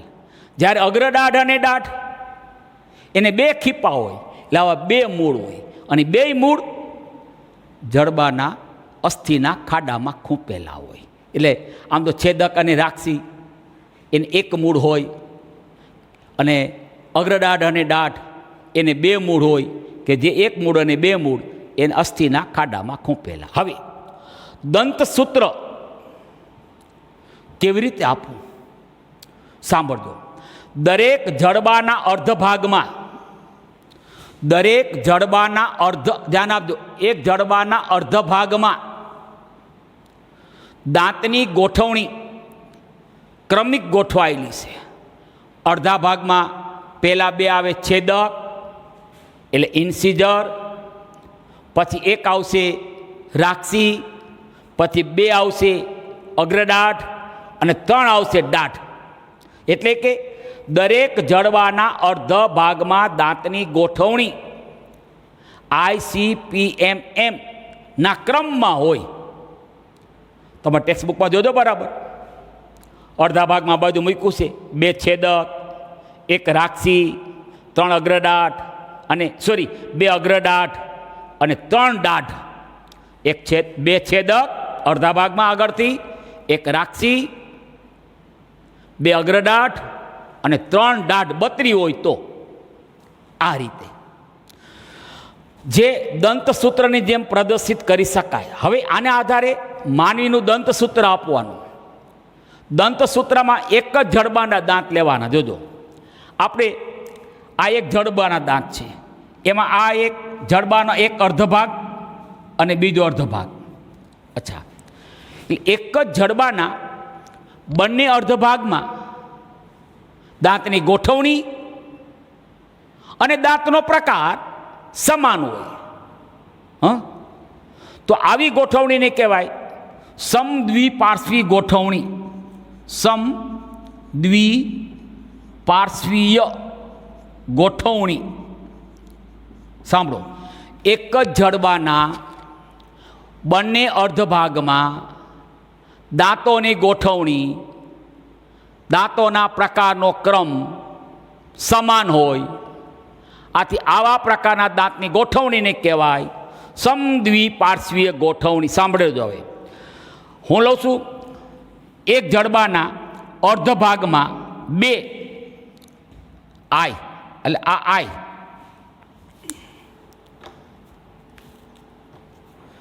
આઈ એટલે ઇન્સિજર, આ બે છેદક હોય અર્ધ ભાગમાં. પછી એક કેનાઇન એટલે કે રાક્ષી, બે અગ્રદાઢ એટલે પ્રીમોલર PM, અને એક દાઢ એટલે એમ. આ સમજાઈ ગયું? ICPMM. આ એક પ્રત્યેક જડબાના અર્ધ ભાગમાં જ, અને એ જ રીતે બીજા અર્ધ ભાગમાં એમ જ. આથી એક અર્ધ ભાગમાં કુલ 8 દાંત, 3 ને 2 5 ને 7 ને 8, બીજા અર્ધ ભાગમાં 8, 2 ને 2 વડે ગુણી નાખો એટલે એક જડબામાં 16, બીજા જડબામાં 16, કુલ થઈ ગયા 32. પ્રત્યેક આપણે દાંતસૂત્ર કોના આધારે આપ્યું? એક જડબાના બંને અર્ધ ભાગમાં દાંતોનો ક્રમ પ્રમાણે આપણે સૂત્ર આપી દીધું. દાંતનો ક્રમ અને દાંતની સંખ્યા. ક્રમ અને સંખ્યા દાંતના પ્રકારનો પ્રત્યેક અર્ધ ભાગમાં, પ્રત્યેક જડબાના અર્ધ ભાગમાં દાંતના પ્રકારનો ક્રમ અને દાંતની સંખ્યાને આધારે દંતસૂત્ર બનાવાય. હવે સાંભળજો, હું એમ કહું પ્રત્યેક અર્ધ ભાગમાં બે છેદક, તો એક જડબામાં 4 છેદક, તો બે જડબામાં 8 છેદક. સમજાઈ ગયું? 4 ભાગ ગણવાના. એક જડબાના અર્ધ ભાગમાં 2 છેદક, તો એક જડબામાં 4 છેદક, તો બે જડબામાં 8 છેદક, તો કુલ છેદક દાંતની સંખ્યા 8 થઈ ગઈ. ઇન્સિજર. હવે હું આવ્યો રાખસી. પ્રત્યેક જડબાના અર્ધ ભાગમાં એક રાખસી, અર્ધ ભાગમાં એક જડબામાં બે રાખસી, તો બે જડબામાં ચાર રાખસી. અને એક છે ને એને આના ઉપલા ભાગને ચાર ગુણી નાખો થઈ જાય, એટલે છેદક કેટલા આવ્યા? ચાર. હું આવ્યો અગ્રદાઢ. પ્રત્યેક જડબાના અર્ધ ભાગમાં બે અગ્રદાઢ, એક જડબામાં ચાર અગ્રદાઢ અને બે જડબામાં આઠ અગ્રદાઢ. તો PM કેટલા થશે? 8. 4 દુ 8. હું આવ્યો એમ એટલે દાઢ. એટલે પ્રત્યેક જડબાના અર્ધ ભાગમાં 3, એક જડબામાં 6 અને બંને જડબામાં 12. 3 ગુણ્યા 4 એટલે કે આ એમ થઈ ગયા 12. એટલે કુલ સંખ્યા થઈ 8 ને 2 10, 18 ને 4 32, 18 ને 22 ને 1 32. કુલ દાંતની સંખ્યા 32 થઈ ગઈ. સાંભળજો. હવે યાદ રાખવાનું તમારે, આ ચારે ચાર પ્રકારના દાંત કેવી રીતે? અર્ધ ભાગમાં કેટલા, એક જડબામાં કેટલા, બે જડબામાં કેટલા. હવે તમને એમ કે દાઢની સંખ્યા, અગ્રદાઢની સંખ્યા, આ ચારે પ્રકારને શું યાદ રાખવાનું? આપણે છેદક, રાખસી, અગ્રદાઢ અને દાઢને દરેક જડબાના અર્ધ ભાગમાં કેટલા, દરેક જડબામાં કેટલા અને બંને જડબામાં કેટલા. બરાબર સમજાઈ ગયું? MCQ તરીકે પૂછાય. હું આવ્યો બાળકનું દંતસૂત્ર, દુધિયા દાંત. દુધિયા દાંતની સંખ્યા મેં કીધું 20. સાંભળજો. તો બાળકનું દંતસૂત્ર થશે, લખવું પડે ICPM અને M. એટલે છેદક 2, રાખસી 1, એમાં અગ્રદાઢ હોતી નથી અને દાઢ 2 હોય. મેં તમને કીધું કે મોટે ભાગે અત્યારના ઉદ્વિકાસના ક્રમ પ્રમાણે જડબા ટૂંકા થઈ ગયા. જડબા ટૂંકા થઈ ગયા ને તો હવે દરેક વ્યક્તિના એક જડબાના અર્ધ ભાગમાં ખરેખર 3 દાઢને બદલે 2 જ દાઢ હોય, એટલે 28 થઈ જાય. 2 આવી ને, 4 દુ 8, અહીં 12 એટલે 4 ઘટી ગયા. ત્યાં જેને આપણે ડાપણની દાઢ કહીએ છીએ, તો ડાપણની દાઢ કુલ 4 હોય, પ્રત્યેક જડબામાં 2, તો બંને જડબામાં 4 અને પ્રત્યેક જડબાના અર્ધ ભાગમાં 1. પણ ડાપણની દાઢ હવે પછીની જનરેશનમાં નહીં હોય. અત્યારની કદાચ 15, 17, 18 વર્ષના બાળકોમાં કે 20 વર્ષની વ્યક્તિમાં કદાચ કોઈ નામ હશે, પણ અત્યારે જે બાળકો જન્મે છે એ બાળકોમાં ખરેખર દાઢની સંખ્યા 12 ને બદલે 8 જ થવાની છે. હવે બાળકનું દંતસૂત્ર સાંભળજો. તો બાળકમાં અડધા ભાગમાં, દરેક જડબાના અડધા ભાગમાં છેદક 2 પુખ્તની જેમ, અડધા ભાગમાં રાખસી 1 પુખ્તની જેમ, એમાં કોઈ પ્રોબ્લેમ નથી. પણ એમાં અગ્રદાઢ છે જ ને, એટલે 0. અને 3 દાઢને બદલે માત્ર 2 જ દાઢ, તો દરેક અર્ધ ભાગમાં કુલ 5 દાંત થયા. દરેક અર્ધ ભાગમાં 5 5, 2 ગુણો તો એક જડબામાં 10, બીજા જડબામાં 10, કુલ 20. હવે હું આવ્યું કે બાળકમાં 20 દાંત હતા, આમ 32 દાંત છે. હવે તમને કોઈ એવો પ્રશ્ન પૂછે કે કેટલા દાંત 2 વખત આવે? કેટલા દાંત 2 વખત આવે? 20. અને કેટલા દાંત 1 વખત આવે? 12. કારણ શું કામ સમજાવું. આમાં જો આ અગ્રદાઢ તો છે નહીં, અગ્રદાઢ કુલ કેટલી છે? 8. અને દાઢ એમાં 2 8 છે, હોય 12. યાદ કરો, એટલે 4 નો આવી, એટલે 8. ખબર પડી બોલ્યો એ? ભલા સમજી લ્યો. આમાં અગ્રદાઢ નથી, અગ્રદાઢ કુલ 8 થઈ. એ અગ્રદાઢ 1 જ વખત આવે. હાલો, છેદક અને રાખસી 2 વખત આવશે. છેદક અને રાખસી 2 વખત આવશે, કારણ દુધિયા દાંતે છે, બાળકમાં છે, પુખ્તમાં છે, તો છેદક રાખસી 2 વખત આવે. પણ અગ્રદાઢ 1 જ વખત આવે. અચ્છા, નંબર 2, દાઢ કુલ 12 છે. પણ બાળકમાં દરેક અર્ધભાગમાં 2, એક જડબામાં 4, 2 જડબામાં 8, એટલે 4 એ વધી કે નહીં? આનો પ્રશ્ન આવ્યો કે છેદક અને રાક્ષી 2 વખત આવવાના છે. પછી આપણે અગ્રદાઢ માત્ર 1 જ વખત આવવાની છે. અને દાઢ 12 હોય એમાંથી સાંભળજો 8 દાઢ 2 વાર આવવાની છે. આઈડિયા આવ્યો? 8 દાઢ 2 વાર અને 4 દાઢ 1 વાર. હવે 8 છેદક 2 વાર,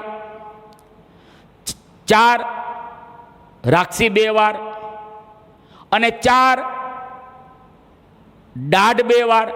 4 ને 4 8.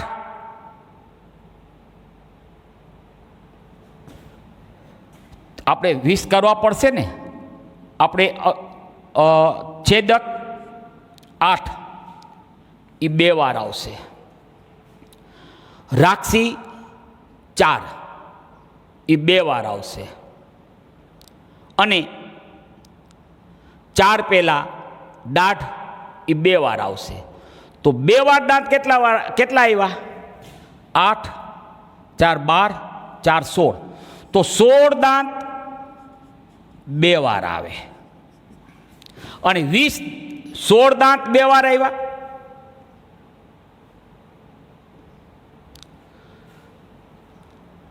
સોરી, બાળકની અંદર 12, 20 દાંત 2 વાર આવે. 20 દાંત 2 વાર આવે. તમે સમજાવી દઉં. આપણે છેદક 2 ને 2 4, 4 2 ને 8. રાક્ષી 2 ને 2 4, બરાબર છે. અને આપણે આ તો ભૂલી ગયા, પ્રીમોલર 8, બરાબર છે. તો 20 દાંત 2 વાર આવે. ક્યાં ક્યાં 20 દાંત 2 વાર થયા? 8 છેદક, 4 રાક્ષી, ફાઇનલ. પછી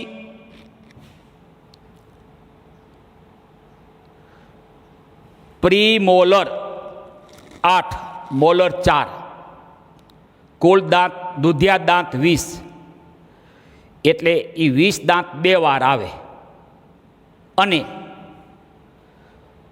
20 માંથી 32 હોય તો 12 દાંત 1 વખત આવે. એ તમને સમજાવું. એ ક્યાં 12 દાંત? તમે આખો પ્રશ્ન સમજી લો. હું બોલું છું એ દુધિયા દાંત કેટલા છે? 20. એ 20 દાંતની જગ્યાએ ઓલા દાંત આવી ગયા ને, તેનોથી થયો 20 દાંત 2 વાર આવે. 20 દાંત 2 વાર આવે. અને 12 દાંત 1 વાર આવે. હવે 12 ક્યાં? 12 આ થઈ ગયા. 8 ને 4 12. 8 પ્રીમોલર તો હતા જ નહીં. આ જે છે અગ્રદાઢ તો હતી જ નહીં, તો 1 જ વાર આવે. અને દાઢ 4 8 હતી, હોય કુલ 12, એટલે 4. એનો મિનિંગ એ થયો આ 4. હવે સમજી લેજો. તો 20 દાંત 2 વાર આવ્યા. તો 2 વાર ક્યાં ક્યાં આવ્યા? કુલ છેદક 2 4 8, કુલ કેનાઇન 2 થયા. 2 દુ ને 4. અને દાઢ કેટલી? આ 2 વાર આવશે ને. 2 4 8. એટલે આમાંથી 8, આમાં આ 12 માંથી 8 આ લઈ લ્યો. ખબર પડે, હવે મળી ગયું. જો છેદક દાંત 8 2 વાર, રાક્ષી 4 2 વાર, 8 ને 4 12. અને દાઢ 8, દાઢ 8 2 વાર. સમજાઈ ગયું? 1 વાર કેટલા આવ્યા? તો 4 દાઢ અને 8 PM. બરાબર સાંભળી લ્યો. 2 વખત દાંત 20 આવ્યા. એમાં છેદક 8, રાક્ષી 4 અને દાઢ 8 8 8 16 ને 4 20. 1 વખત આવે અગ્રદાઢ 8 અને દાઢ 4, 8 ને 4 12. આમ 12 આ યાદ રાખવાનું. એક વખત બે વખત કેટલા આવે. હવે સસલાનું દંતસૂત્ર સાંભળજો. આ ઉપલું જડબું છે. ઉપલા જડબામાં અર્ધ ભાગમાં 3 ને 3 6 ને 2 8, પણ નીચલા જડબામાં 3 ને 2 5 ને 1 6, 8 દુ 16, 6 દુ 12. સસલામાં કુલ 28 દાંત. એમાં ઉપલા જડબામાં 16, નીચલા જડબામાં 12. આ રીતે તમને આપ્યું છે. ઓલું યાદ રાખજો બરાબર. છેદક દરેક અર્ધ ભાગમાં, એક જડબામાં અને બે જડબામાં ચારે દાંતની સંખ્યા. દુધિયા દાંત 20, કાયમી દાંત 32. હવે બે વખત દાંત 20 આવે. 20માં ક્યાં ક્યાં? છેદક 4, રાક્ષી 4 અને દાઢ 8. એકવાર ક્યાં આવે તો અગ્રદાઢ 4 અને દાઢ 4. આ બરાબર MCQ યાદ તમારે તે બરાબર ગોઠવણી કરી લેજો. આ પરફેક્ટ થઈ ગયું. હવે આપણે કાયમી દાંત આવવાની શરૂઆત ક્યારે થાય? લગભગ 6 વર્ષની ઉંમરથી. 6 વર્ષની ઉંમરથી ઓલા દુધિયા દાંત મંડે નીકળવા. 6 થી માંડી લગભગ 20 વર્ષ, છેલ્લે 20 વર્ષની વ્યક્તિ સુધીમાં 20 વર્ષ સુધી પણ કાયમી દાંત આવે.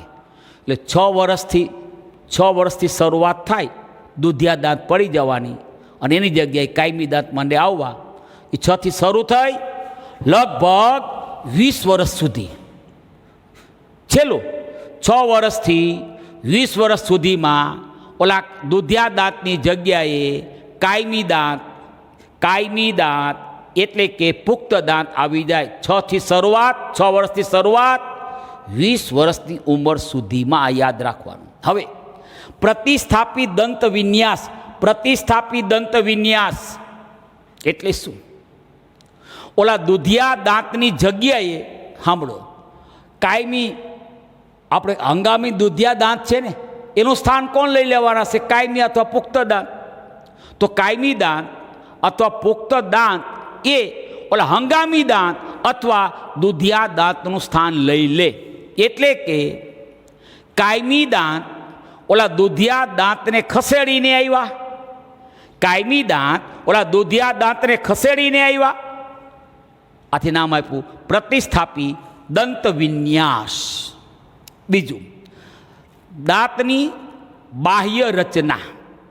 અચ્છા, હવે બાહ્ય રચનામાં બરાબર જો, એમાં એ કોઈ મૂળ, 2 ગ્રીવા અને 3 મુગટ.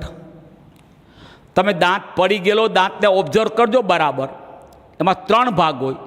મૂળ, આ મૂળ છે ને, મૂળ આ અસ્થિ હોય ને, અસ્થિના ખાડામાં ખૂંપેલું હોય, બહાર ન દેખાય. મૂળ અસ્થિના ખાડામાં ખૂંપેલું. ગ્રીવા આ પેઢા વચ્ચે હોય. જે દાંતનો જે ભાગ આ પેઢા છે, દાંતનો જે ભાગ પેઢા વડે આવરિત હોય ને એને ગ્રીવા કહેવાય. એ પણ જોઈ ન શકાય. આ ગ્રીવા પેઢા વડે આવરિત. મૂળ એ ખાડામાં. અને દાંતનો મુખ ગુહામાં લંબાયેલો હરખપદુડો ભાગ એ મુગટ, જે બહાર દેખાય છે ને, દાંતનો જે ભાગ બહાર દરેક દાંતનો બહારનો ભાગ દેખાય છે મુગટ. તો દાંતની આપણે બાહ્ય રચના લઈએ તો 3 ભાગ છે: મૂળ, ગ્રીવા અને મુગટ. મૂળ અસ્થિના ખાડામાં, મુગટ એ પેઢામાં, મૂળ ખાડામાં, ગ્રીવા પેઢામાં, અને મુગટ મુખ ગુહામાં લંબાયેલો ભાગ, હરખપદુડો ભાગ, HPD હરખપદુડો. ચાલો હવે હું માહિતી આપું દાંતની મૂળ. મેં તમે પહેલાં કીધું હતું. દાખલા તરીકે આ મૂળ છે, આપ જોઈ રહ્યા છો. આ 2 મૂળ છે, દાઢ છે, અગ્રદાઢ અને દાઢ. અગ્રદાઢ અને દાઢને 2 મૂળ હોય, પણ ઓલા છેદક અને રાક્ષીને 1 મૂળ હોય. તમારી ટેક્સ્ટબુકમાં ફિગર આપેલી છે, બરાબર ઓબ્ઝર્વેશન કરજો. ને આ છેદક અને રાક્ષીમાં 1 ખીપો આપ્યો છે. દાઢ અને અગ્રદાઢ જોજો બરાબર. અગ્રદાઢ અને દાઢ એમાં 2 ખીપા છે. એટલે છેદક રાક્ષીમાં 1 મૂળ, અગ્રદાઢ દાઢમાં 2 મૂળ. ચાલો રેડી. હવે આવ્યો આંતરિક રચના. એમાં એક દંત મજા ગુહા. Very good. સમજાવું. દંત મજા ગુહા, દરેક દાંત વચ્ચેથી પોલો બાંબુ જેવો, એ દાંતના પોલાણને દંત મજા ગુહા કહેવાય. મૂળ વચ્ચેથી આર્યું આ દંત મજા ગુહા. આપજો, આ દાંતના મૂળમાં પોલાણ છે, એમાં આ ગ્રીવામાં પોલાણ છે, અને મુગટમાંય પોલાણ છે. તો આપણે એવા પ્રશ્ન જોજો. દાંતની વચ્ચેથી એટલે દાંત વચ્ચેથી પોલો છે, તેના પોલાણને દંત મજા ગુહા કહે છે. એમાં શું હોય? ખાલી ન હોય કાંઈ. એમાં રુધિરવાહિની, ચેતાઓ, રુધિરવાહિની અને ચેતાઓ અને સંયોજક પેશી. ભણશું આપણે. કોઈ પણ બે અંગ કે બે પેશીને જોડતી પેશી, સંયોજન કરતી પેશી, જોડતી પેશી, એ સંયોજક પેશી. એનો એક પ્રકાર છે, અભ્યાસ કરશું. તંતુ ઘટક નામની સંયોજક પેશી. તો દાંત વચ્ચેથી પોલો છે, એના પોલાણને દંતમજા ગુહા કહે છે, જેની અંદર રુધિરવાહિની,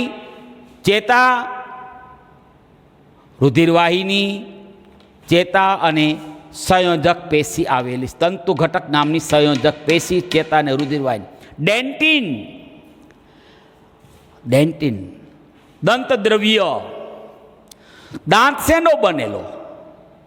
ડેન્ટિનનો. ડેન્ટિન દ્રવ્ય સમજાવું. આ મૂક્યું ડેન્ટિન. આપ જોજો, આટલો ભાગ આ ડેન્ટિન છે.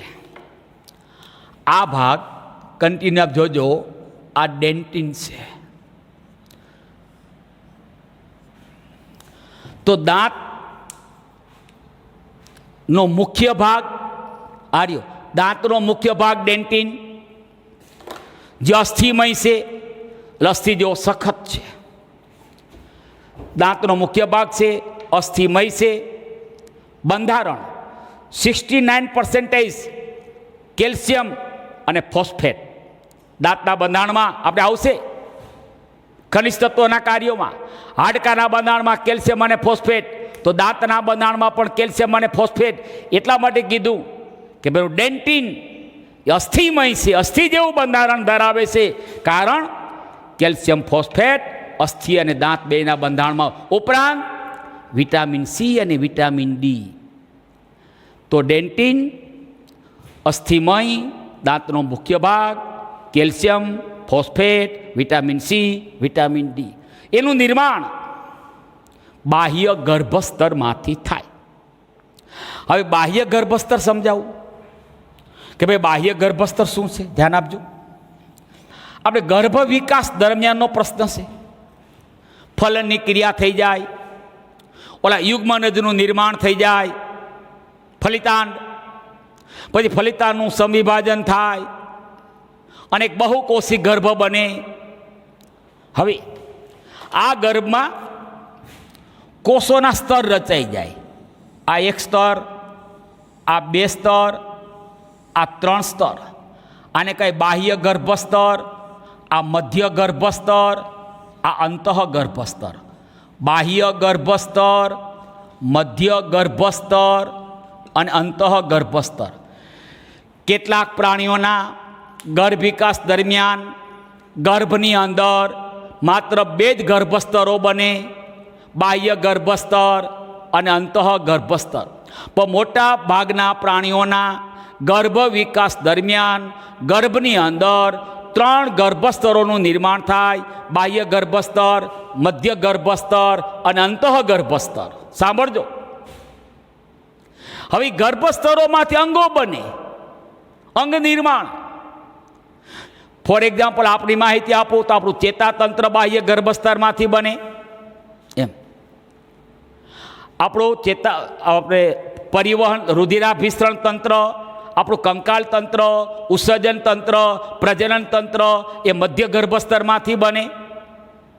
યકૃત, સ્વાદુપિંડ, આ બધી ગ્રંથિઓ એ અંતઃ ગર્ભસ્તરમાંથી બને. એટલે સૌ પ્રથમ ગર્ભની અંદર 3 ગર્ભસ્તરોનું નિર્માણ થાય. 3 ગર્ભસ્તરોનું નિર્માણ થઈ ગયા પછી એ 3 ગર્ભસ્તરોમાંથી જુદા જુદા અંગોનું નિર્માણ થાય. દાંતનું ડેન્ટિનનું નિર્માણ એ મધ્ય ગર્ભસ્તરમાંથી થાય. ગર્ભ વિકાસ દરમિયાન મધ્ય ગર્ભસ્તરમાંથી એ ડેન્ટિનનું નિર્માણ થાય. ડેન્ટિનનું નિર્માણ એ બાહ્ય ગર્ભસ્તરમાંથી. પણ આપણે ભણશું આ બરાબર છે. ડેન્ટિનનું નિર્માણ ભૂલાઈ ગયું છે. મધ્ય ગર્ભસ્તરમાંથી હું બરાબર બોલતો હતો. ડેન્ટિનનું નિર્માણ એ મધ્ય ગર્ભસ્તરમાંથી થાય અને ઇનેમલનું નિર્માણ એ બાહ્ય ગર્ભસ્તરમાંથી થાય. ગર્ભ વિકાસ દરમિયાન ડેન્ટિનનું નિર્માણ એ મધ્ય ગર્ભસ્તરમાંથી થાય. અસ્થિમય, calcium, phosphate, vitamin C, vitamin D આ એનું બંધારણીય ઘટકો MCQ તરીકે. નેક્સ્ટ હું આવ્યો ઇનેમલ. બહુ સરસ પ્રશ્ન, બરાબર મને સાંભળજો. યુ સી હિયર, આપ જોજો મૂળ છે. આ મૂળમાં આ દંતમજા ગુહા છે, આ ડેન્ટિન છે, પણ એમાં ઇનેમલ નથી. ઇવન તમે ગ્રીવામાં જો, ગ્રીવામાં પણ આપજો કે ગ્રીવાની અંદર દંતમજા ગુહા છે, ડેન્ટિન છે. એટલે કે દાંતનું મૂળ અને ગ્રીવા એ દંતમજા ગુહા ધરાવે છે અને બીજું ડેન્ટિન, એમાં ઇનેમલ હોતું નથી. ઇનેમલ કોણ ધરાવે? માત્ર ઓલો દાંતનો હરખપદોડો ભાગ, મુગટ. યુ સી યો મુગટમાં જો આ મૂકો મેં, આ દંતમજા ગુહા, આટલો ભાગ મૂકો મેં, આ યાદ હોય તો આ ડેન્ટિન, અને આટલો ભાગ આવી ગયો આ ઇનેમલ, ચળકતું સફેદ રંગનું. યાદ રાખજો, માત્ર હવે મૂળ અને ગ્રીવા આ બે ડેન્ટિનના બન્યા અને મુગટ છે એ ડેન્ટિન અને ઇનેમલનું બન્યું. બહારની બાજુએ ચળકતું ઇનેમલ. જોજો, ઇનેમલ શરીરનું મજબૂતમાં મજબૂત દ્રવ્ય.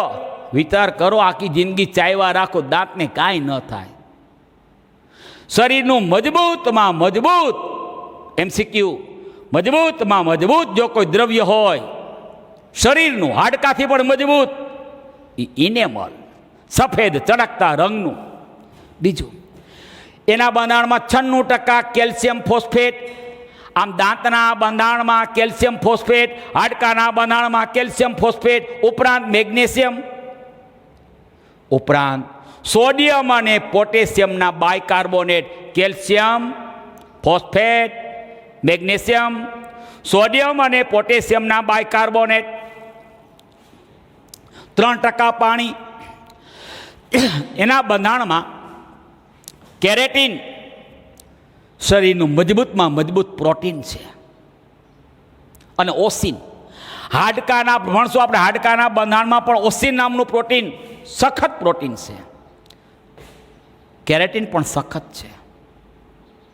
શિંગડા, ભીંગડા, વાળ, નખ સખત હોય કે નહીં? એમાં કેરેટીન છે. તો ઉપરાંત 2 સખત પ્રોટીન છે, કેરેટીન અને ઓસિન. દાંતના બંધારણમાં એટલે ઇનેમલના બંધારણમાં કેલ્શિયમ, ફોસ્ફેટ, મેગ્નેશિયમ, સોડિયમ, પોટેશિયમના બાયકાર્બોનેટ, ઉપરાંત 2 પ્રોટીન, 3% પાણી સાથે. હવે એનું નિર્માણ બાહ્ય ગર્ભસ્તરમાંથી, ડેન્ટિનનું નિર્માણ મધ્ય ગર્ભસ્તરમાંથી. આ મુગટ આપ જોજો, એ ડેન્ટિનને આટલો ભાગ ઇનેમલ છે. આર્યું આ ઇનેમલમાં મૂક્યું સી. ઇનેમલ યાદ રાખજો, માત્ર મુગટ જ ધરાવે. હવે મોટે ભાગે પુરુષોના દાંત એકદમ સફેદ ચળકતા રંગના હોય, પણ અમુક સ્ત્રીઓમાં, મોટા ભાગની સ્ત્રીઓમાં સફેદ ચળકતા હોય, કારણ એમાં ઇનેમલ છે. પણ અમુક સ્ત્રીઓમાં દાંત પીળાશ પડતા હોય, એટલે કે એના ઇનેમલના બંધારણમાં ખામી છે. ઇનેમલના બંધારણમાં ખામી છે. યાદ રાખજો, કેટલીક સ્ત્રીઓના દાંત એ પીળાશ પડતા હોય, સફેદ ચળકતા નથી, કારણ કે એના ઇનેમલના બંધારણમાં ખામી. એટલે સ્ત્રીઓમાં વધુ સંખ્યામાં પીળા દાંત જોવા મળે અને પુરુષોમાં બહુ ઓછા પુરુષોમાં પીળા દાંત જોવા મળે. બેયમાં પીળા હોય સંખ્યા વાઇઝ, સ્ત્રીઓમાં વધુ સંખ્યામાં પીળા, પુરુષોમાં ઓછી સંખ્યામાં પીળા. હવે આ ઇનેમલની ખામી પુરુષો કરતાં, ઇનેમલની ખામી સાંભળજો બરાબર, ઇનેમલની ખામી સ્ત્રી પુરુષો બેમાં જોવા મળે, પણ પુરુષો કરતાં સ્ત્રીઓમાં ઇનેમલની ખામી વધુ સંખ્યામાં જોવા મળે. કારણ સ્ત્રીનું રંગસૂત્રીય બંધારણ XX છે, પુરુષનું રંગસૂત્રીય બંધારણ XY છે. આપણે ભણશું. અને ઇનેમલની ખામીનું જનીન X રંગસૂત્ર ઉપર આવેલું છે. આ ખામી જનીનને કારણે છે. પુરુષો કરતાં સ્ત્રીઓમાં ઇનેમલની ખામી વધુ સંખ્યામાં જોવા મળે છે, કારણ કે સ્ત્રીનું જનીન બંધારણ XY છે, પુરુષનું જનીન બંધારણ X, સ્ત્રીમાં XX, પુરુષમાં XY. એટલે ઇનેમલની ખામીનું જનીન X રંગસૂત્ર ઉપર આવેલું છે. આથી સ્ત્રીઓમાં ઇનેમલની ખામી વધારે માત્રામાં જોવા મળે છે. એટલું યાદ રાખજો. આ માહિતી આપી મેં તમને. દાંતની તમારે ટેક્સ્ટ બુકમાં ફિગર આપેલી છે, બરાબર જોજો. આ દંતસૂત્ર મેં આપ્યું બરાબર. એકવાર દાંત કેટલા, બે વાર કેટલા, છેદક કેટલા, રાક્ષિક કેટલા, અગ્રદાઢ કેટલી, દાઢ કેટલી, બરાબર યાદ રાખજો. આ દંતસૂત્ર પણ તમને MCQમાં પૂછાય, અને આ ઇનેમલ અને ડેન્ટિનનું બંધારણ છે એ પણ તમને MCQમાં પૂછાય.